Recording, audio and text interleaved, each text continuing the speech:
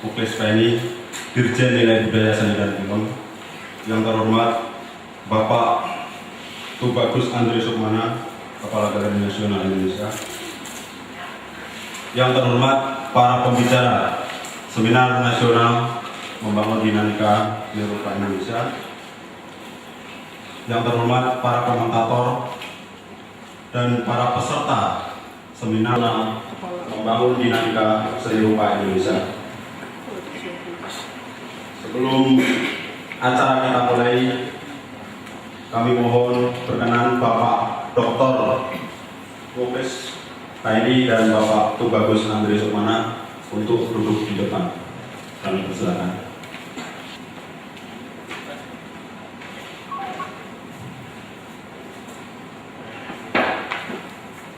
Terima kasih. Selanjutnya marilah kita mulai acara pembukaan Seminar Nasional Membangun Dinamika Seni Rupa Indonesia. Yang pertama adalah sambutan Kepala Galeri Nasional Indonesia kepada Bapak Tubagus Andri Sukmana. Kami persilakan. Terima kasih.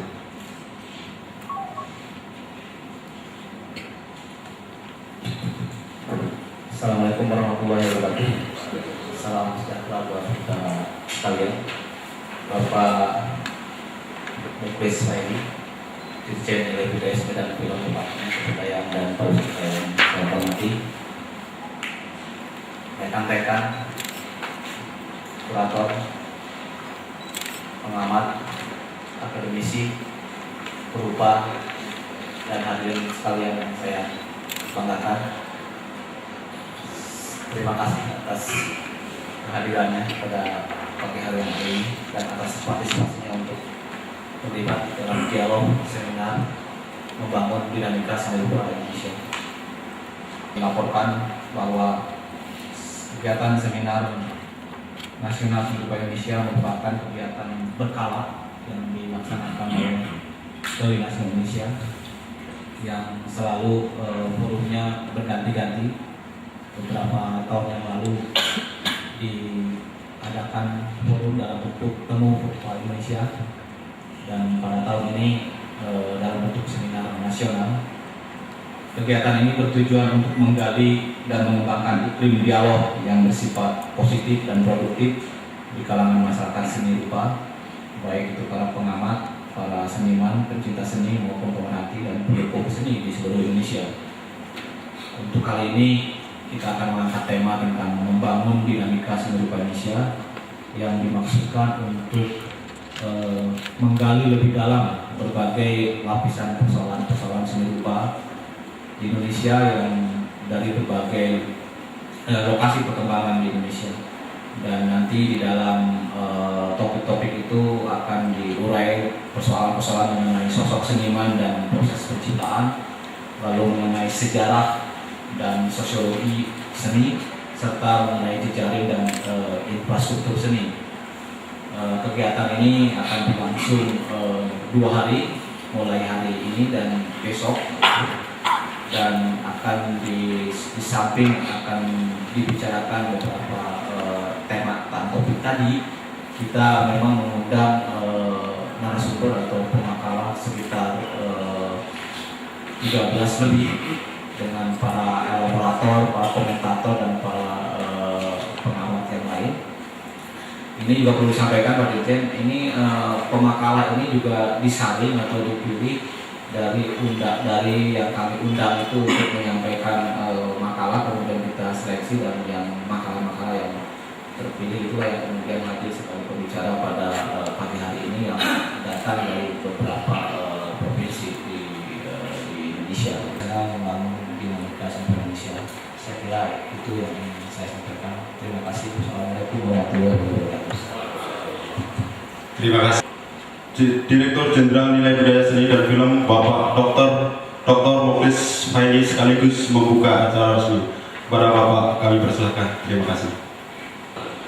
Selamat pagi, salam sejahtera untuk kita. Yang saya hormati Saudara Direktur Galeri Nasional, yang saya hormati para anggota Dewan Kurator Galeri Nasional, dan saya hormati saudara-saudara para peserta Seminar Nasional Seni Rupa Indonesia. Tahun depan, karena tahun depan adalah tahun yang sangat penting artinya bagi kita semua, adalah 1 abad kebangkitan nasional, dan juga tahun depan kita memperingati hari-hari yang sangat penting bagi perkembangan kebudayaan dan perkembangan seni di Indonesia. Tahun depan adalah 100 tahun Avandi, tahun depan adalah 100 tahun Sultan Takdir Ali Shahbana, dan tahun depan adalah 200 tahun Raden Saleh. Ini sangat penting bagi kita semua, dan karena itu tahun depan kita tetapkan sebagai Visit Indonesia Years, dan akan ada 100 event kebudayaan yang tersebar di seluruh Indonesia diadakan tahun depan. Saya sangat berharap bahwa kesempatan dalam 100 event nasional itu saudara-saudara mengambil bahagian di dalamnya dan menyemarakkan seni rupa sebagai salah satu kegiatan penting dalam Visit Indonesia Years tahun depan. Hadirin yang saya hormati, apa yang sangat penting bagi kita semua tahun depan, dan kita sudah mulai mengelulukannya sekarang, adalah bahwa kita telah melangkah ke satu gelombang peradaban umat manusia, yakni gelombang di mana ekonomi kreatif harus dikembangkan. Ekonomi kreatif itu tidak lagi semata-mata bertopang pada. Karena itu di dalam ekonomi kreatif itu dituntut untuk kita semua, termasuk saudara-saudara para seniman, untuk lebih kreatif dan lebih mengasah imajinasi kita untuk mengembangkan karya-karya kita, sehingga karya itu tidak hanya bernilai seni yang tinggi, tetapi juga bernilai ekonomi yang tinggi. Itu saya kira acara ini sangat penting, artinya tidak hanya mengumpulkan saudara-saudara untuk datang mendengar para pembicara di sini, tetapi juga bisa menjadi ajang diskusi, bisa juga menjadi pertemuan saling memberikan informasi terhadap perkembangan-perkembangan baru di bidang seni rupa, di bidang seni yang muncul tidak hanya di Indonesia tetapi juga di dunia internasional pada umumnya. Saya sangat berharap acara ini bisa dimanfaatkan sebesar-besarnya, dan dari Departemen Kebudayaan dan Pariwisata akan selalu memberikan apresiasi, memberikan dukungan yang setinggi-tingginya untuk perkembangan ke hari-hari yang akan datang. Semoga saudara-saudara bisa memanfaatkan peluang ini dengan baik, karena Departemen Kebudayaan dan Pariwisata dan saudara-saudara harus tahu bahwa hari ini akan disusun satu cetak biru dari ekonomi kreatif itu, di mana para seniman, para budayawan memegang peranan kunci dalam ekonomi kreatif itu.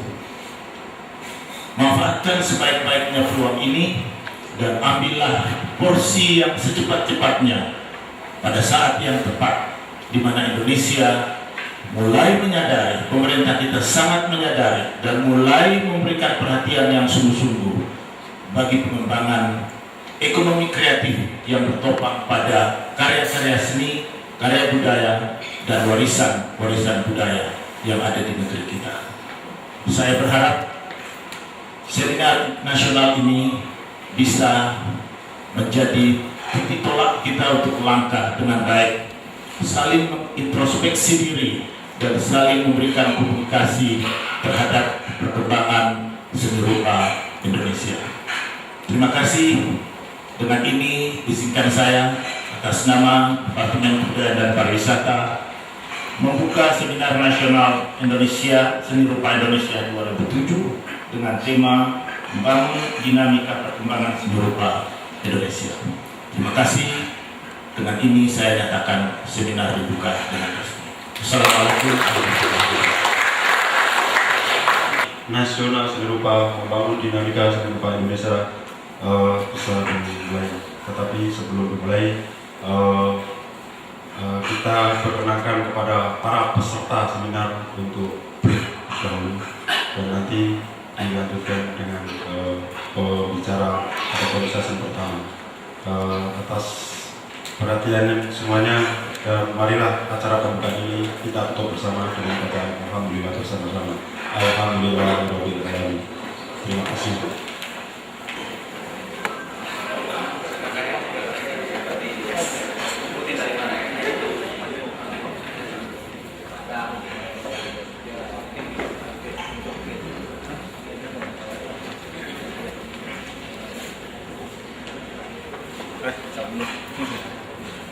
Assalamualaikum warahmatullahi wabarakatuh. Selamat pagi.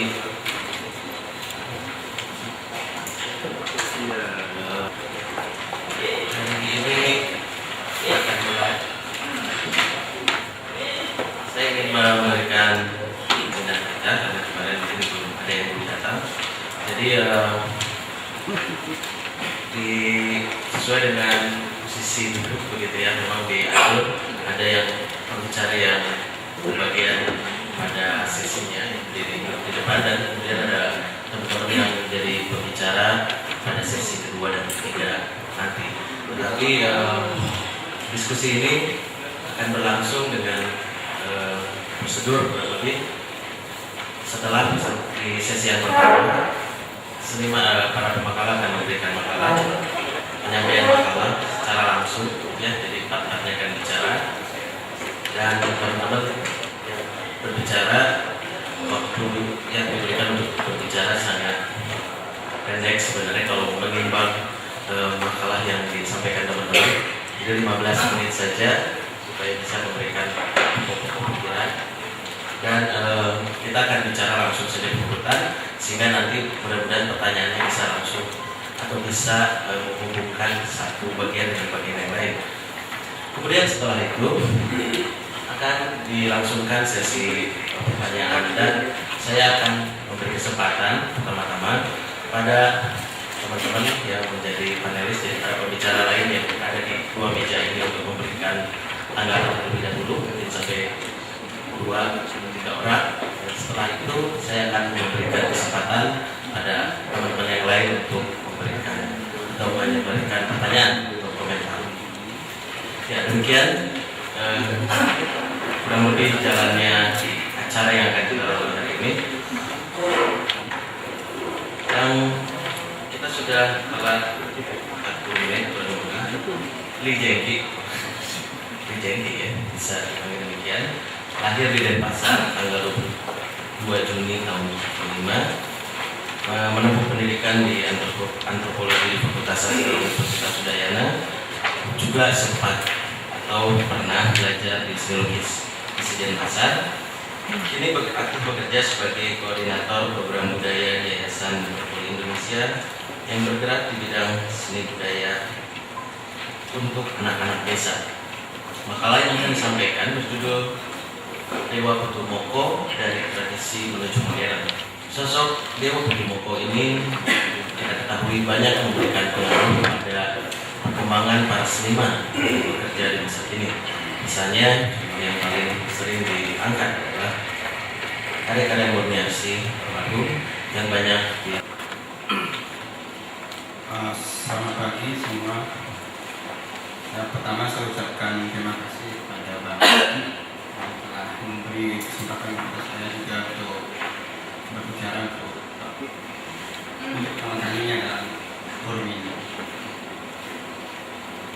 Saya akan berbicara cuma 5 menit saja, sisanya kita akan coba foto film yang saya buat 1 minggu lalu tentang film pendek sekitar 10 menit tentang Dewa Putumoko dan karya-karya beliau.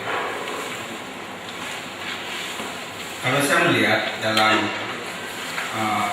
perkembangan dan dalam histori seni tradisional di Ubud dan terutama lebih luas lagi di Bali, bahwa sosok Dewa Putu ini adalah sebuah sosok yang unik, yang sangat fenomenal sekali, karena dia telah memberikan banyak sumbangan-sumbangan pada karya-karya beliau, terutama dari segi kreativitas individual beliau daripada karya-karyanya.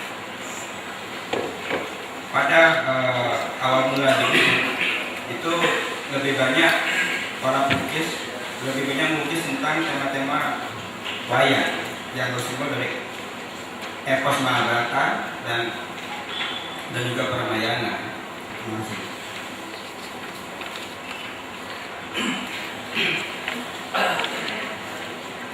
Mungkin bisa dibantu supaya suaranya kedengaran itu pakai mic di situ.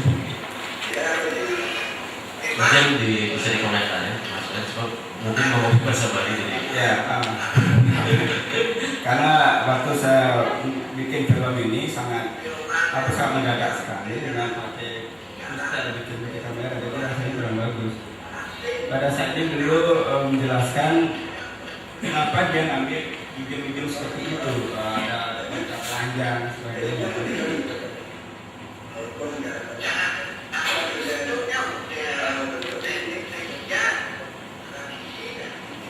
Nah, beliau bilang bahwa teknik yang dia pakai masih teknik lama tradisi, tapi untuk mudah-mudahan berbikin sangat mudah sekali.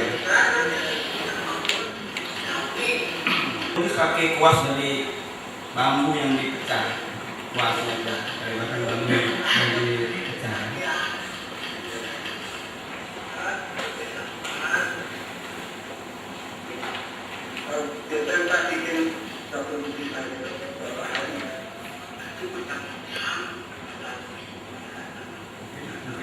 Mungkin bisa lebih deketin ya.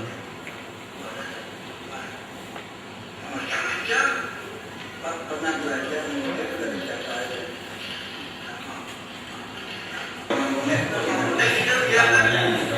Dan semua ada di yang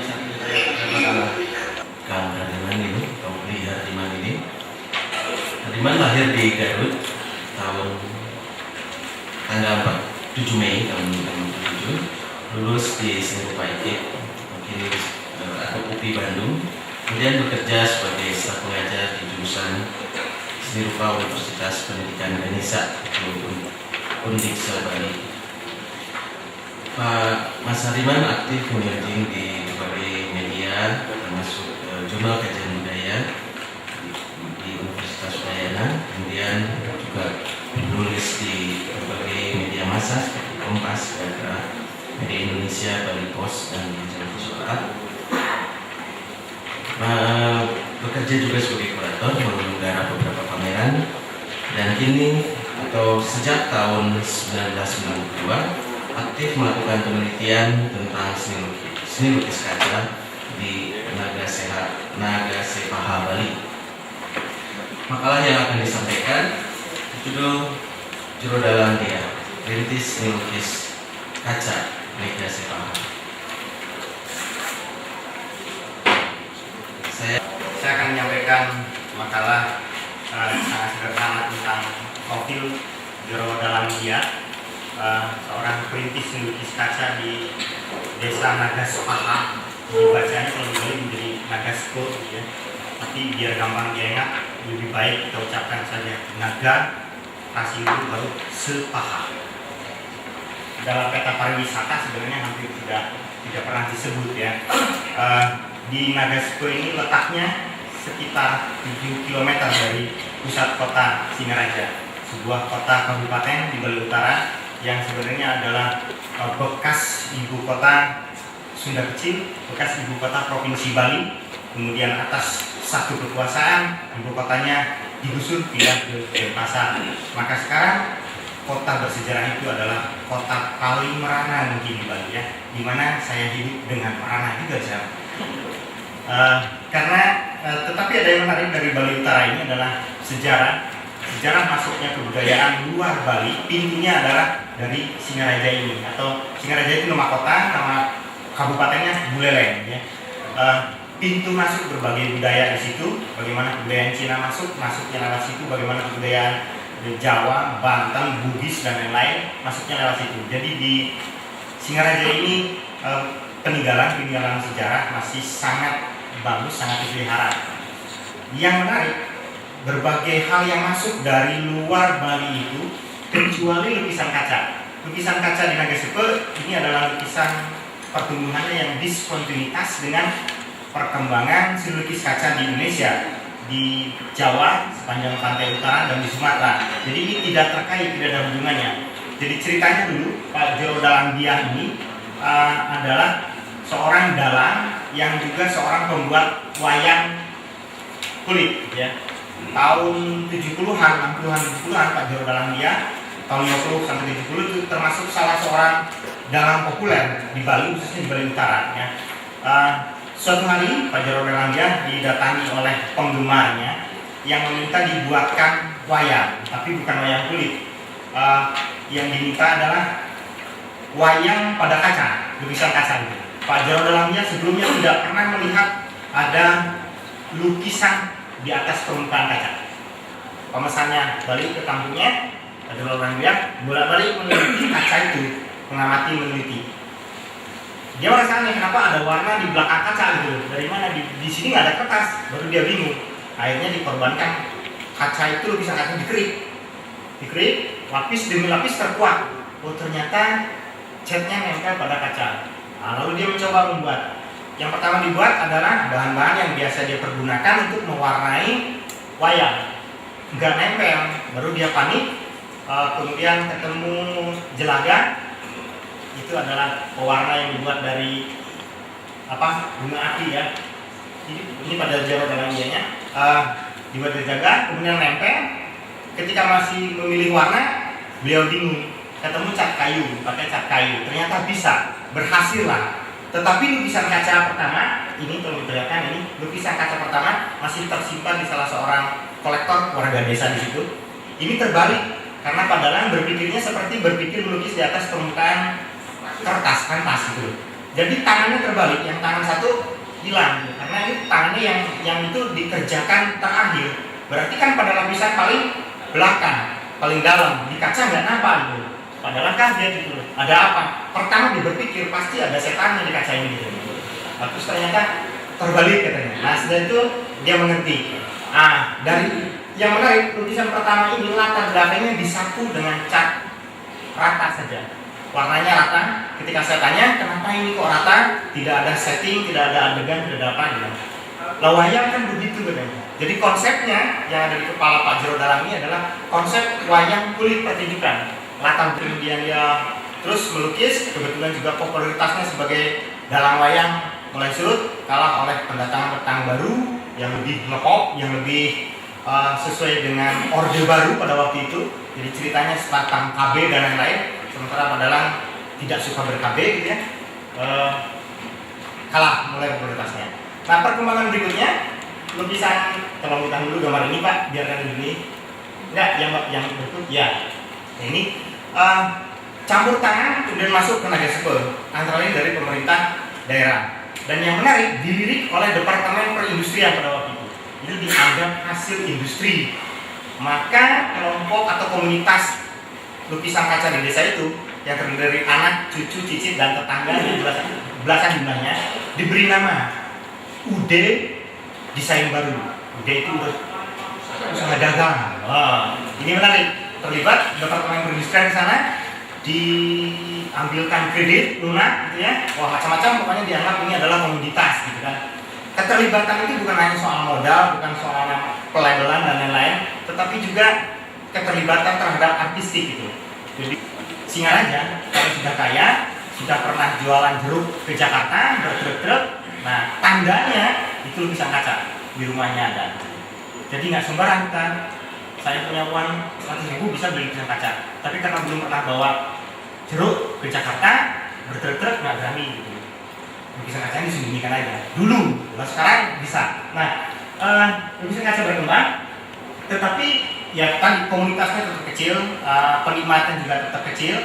Tahun 60-an ada gambar pemandangan tadi, terus ada lagi yang masuk dari PSSRD, Program Studi Seni Rupa dan Desain Universitas Udayana. Datang ke sana mengadakan pengabdian pada masyarakat. Konsep kawan-kawan dosen PSSRD itu daripada digambar polanya satu persatu itu lama ya. Pak bisa dilihatkan gambar polanya Pak yang berikutnya. Lebih baik pola itu karena sudah wayang kan sudah pakem gitu, disablon saja. Maka para pelukis diajarkan bagaimana cara menyablon di atas permukaan kaca. Pelukis bangun karena setiap hari mereka hadir ada uang konsumsinya, ya terima aja. Tapi ketika pulang para dosen dari PSSRD itu, para pelukis meninggalkan itu. Menurutnya